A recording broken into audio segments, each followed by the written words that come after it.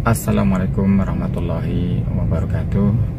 Bagaimana kabar teman-teman pada hari ini? Semoga selalu dalam keadaan sehat walafiat.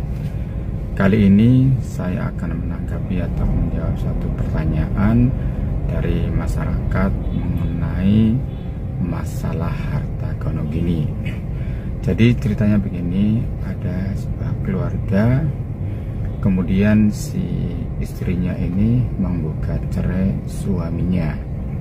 Istrinya dalam perkawinannya membeli tanah dan rumah yang kemudian juga atas nama istrinya.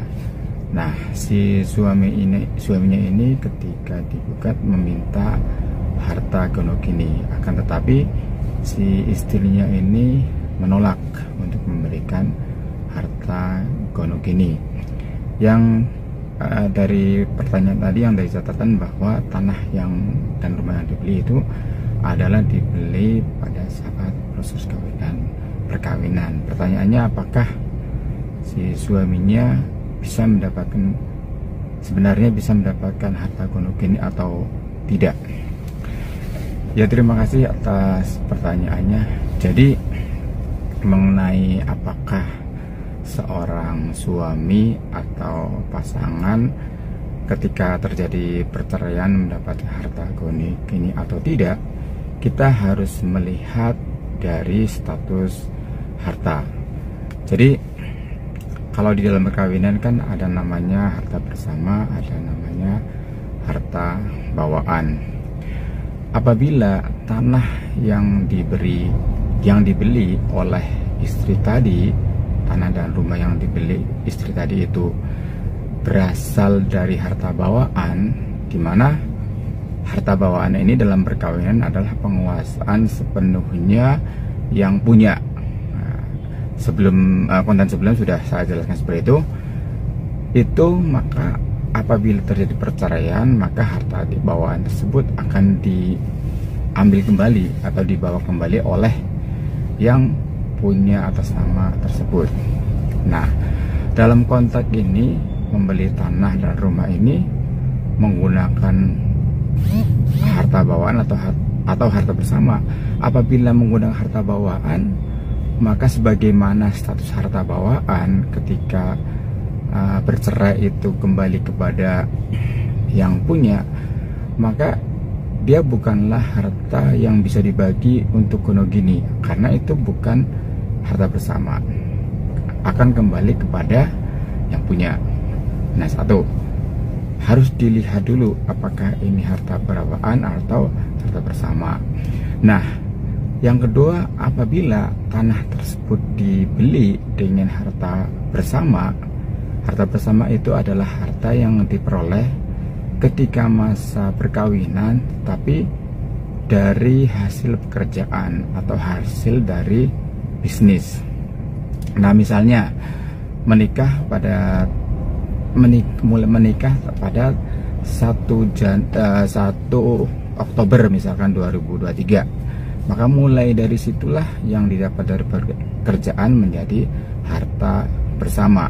Apabila terjadi perceraian, maka seluruh harta yang didapat ketika masa perkawinan dari hasil pekerjaan atau bisnis itu menjadi harta bersama. Dan ketika terjadi perceraian, maka dibagilah harta gono gini atau menjadi dua, dengan catatan apabila perkawinannya memang tidak ada perjanjian pemisahan harta. Apabila ada perjanjian pemisahan harta, itu namanya biasanya adalah perjanjian pranikah, gitu ya.